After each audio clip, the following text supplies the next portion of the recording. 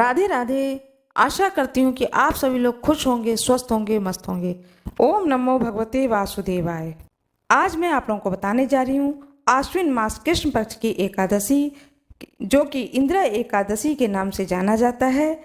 यह एकादशी व्रत भटकते हुए पितरों को गति देने वाली होती है।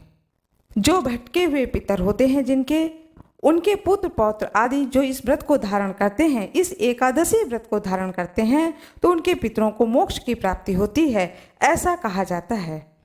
यह आश्विन मास कृष्ण पक्ष में पड़ने वाला यह एकादशी पितृ पक्ष में पड़ने के कारण पितरों को मोक्ष देने वाला एकादशी माना जाता है। इसलिए इस एकादशी का महत्ता बहुत ज़्यादा बढ़ जाती है। यह एकादशी व्रत 10 अक्टूबर 2023 दिन मंगलवार को रखा जाएगा। एकादशी व्रत का विधान यह होता है कि उसका पालन 10वीं तिथि से आरंभ हो जाता है और द्वादशी तिथि तक किया जाता है। 10वीं तिथि पर सायंकाल में शुद्ध सात्विक भोजन किया जाता है और एकादशी का जब कोई व्रत धारण करता है तो परिवार में चाहे एक व्यक्ति ही क्यों न व्रत करता हो, लेकिन घर के अंदर चावल और बैगन नहीं बनना चाहिए। यह त्याज्य माना गया है।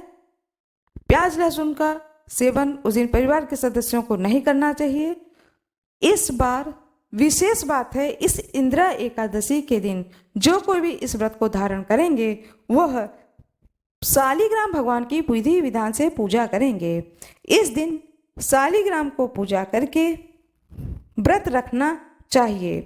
पवित्र होकर शालिग्राम को पंचामृत से स्नान करके वस्त्र पहनाएं, भोग लगाएं तथा पूजा आरती करें।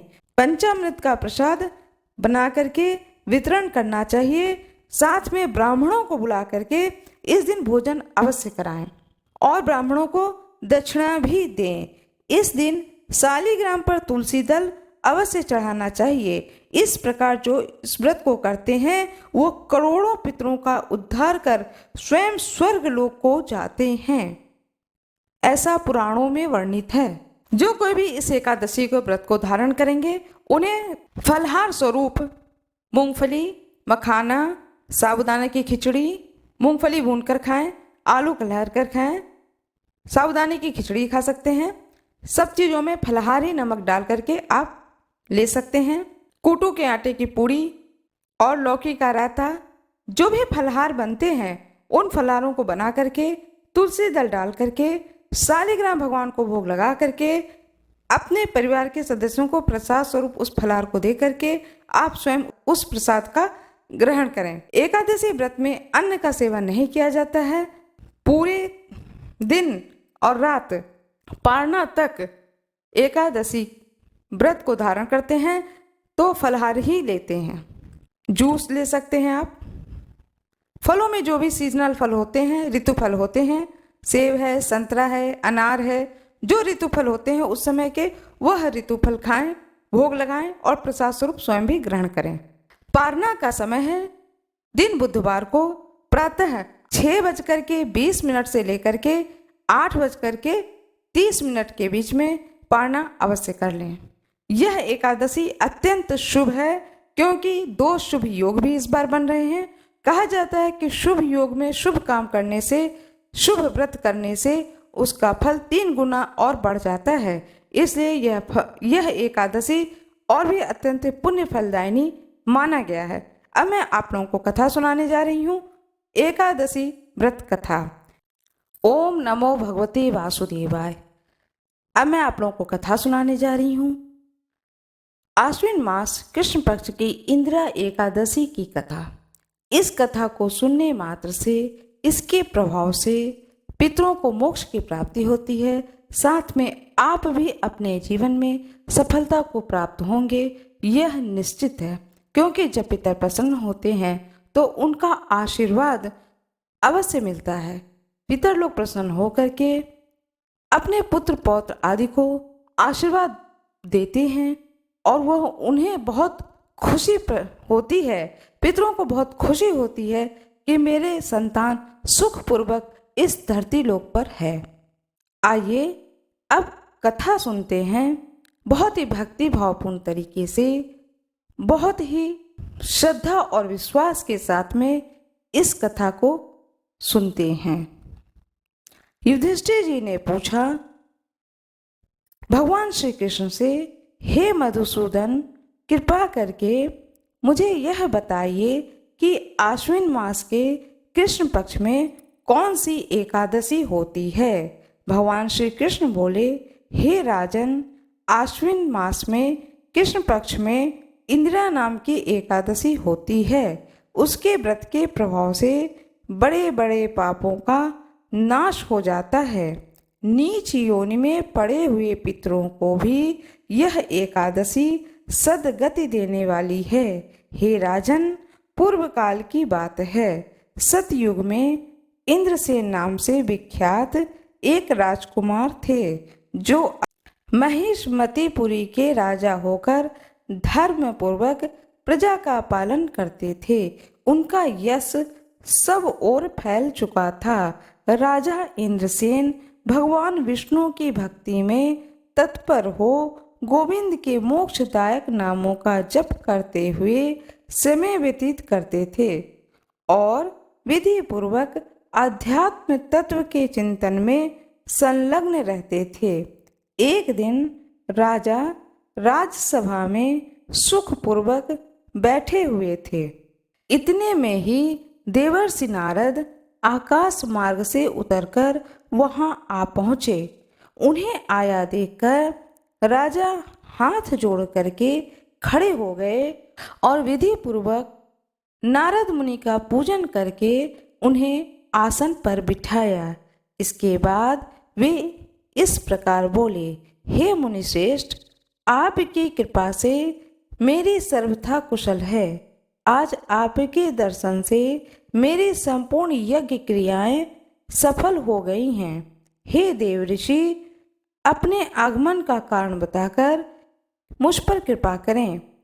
तब नारद जी ने कहा, हे नृपश्रेष्ठ, सुनो, मेरी बात तुम्हें आश्चर्य में डालने वाली है। मैं ब्रह्मलोक से यमलोक में आया था।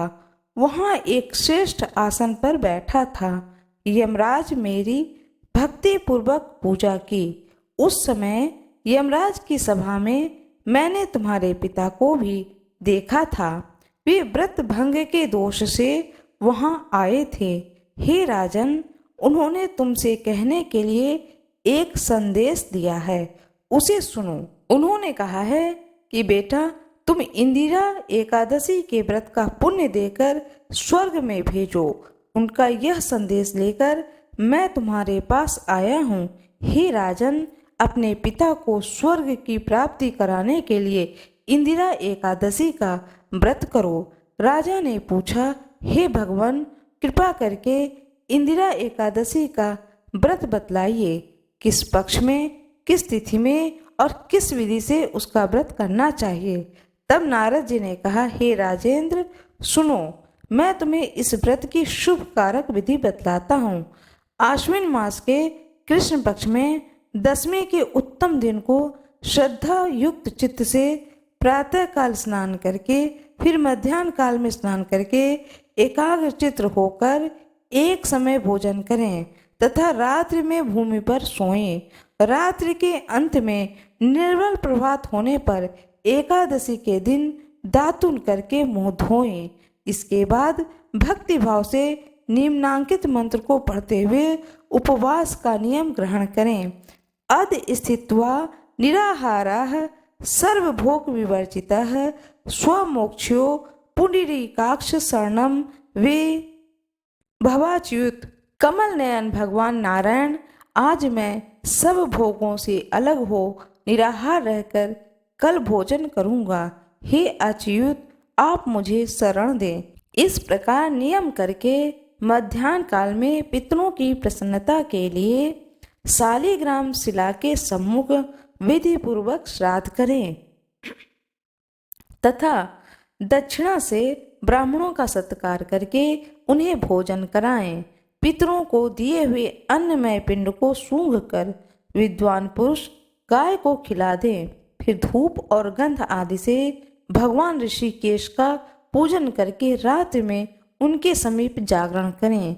तत्पश्चात सवेरा होने पर द्वादशी के दिन पुनः भक्ति पूर्वक श्री हरि की पूजा करें। उसके बाद ब्राह्मणों को भोजन कराकर भाई बंधु नाती पुत्र आदि के साथ स्वयं मौन रहकर भोजन करें। हे राजन, इस विधि से आलस्य रहित होकर तुम इंद्रिया का व्रत करो। इससे तुम्हारे पितर भगवान विष्णु के वैकुंठ धाम में चले जाएंगे। भगवान श्री कृष्ण कहते हैं, हे राजन, राजा इंद्रसेन से ऐसा कहकर देवर्षि नारद अंतर्ध्यान हो गए। राजा ने ऋषि द्वारा बताई हुई विधि से अंतःपुर की रानियां पुत्रों भृत्यों सहित उस उत्तम व्रत का अनुष्ठान किया। हे कुंती नंदन, व्रत पूर्ण होने पर आकाश से फूलों की वर्षा होने लगी। इंद्रसेन के पिता गरुड़ पर आरूढ़ होकर श्री विष्णु धाम को चले गए। राजऋषि इंद्रसेन भी अकंटक राज्य का उपभोग करके अपने पुत्र को राज्य पर बिठाकर स्वयं स्वर्ग लोक को गए।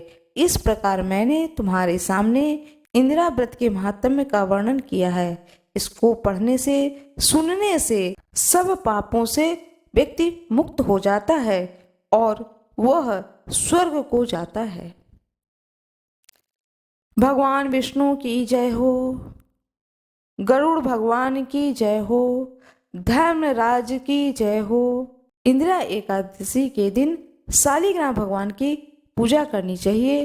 उन्हीं की पूजा करके उन्हीं के समक्ष बैठ करके आसन पर बैठ करके इस कथा को सुननी चाहिए।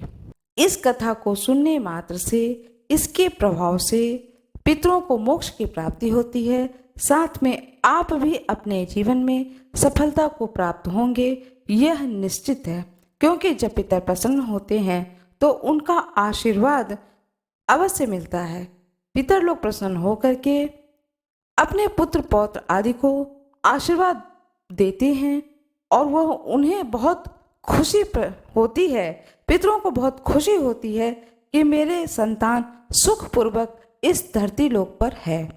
मेरा यह वीडियो आपको यदि अच्छा लगा हो तो कृपया वीडियो को जरूर लाइक कर दीजिएगा, चैनल को सब्सक्राइब कर दीजिएगा, कमेंट बॉक्स में भगवान विष्णु की जय हो अवश्य लिख दीजिएगा, बेल आइकन अवश्य दबा दीजिएगा। धन्यवाद।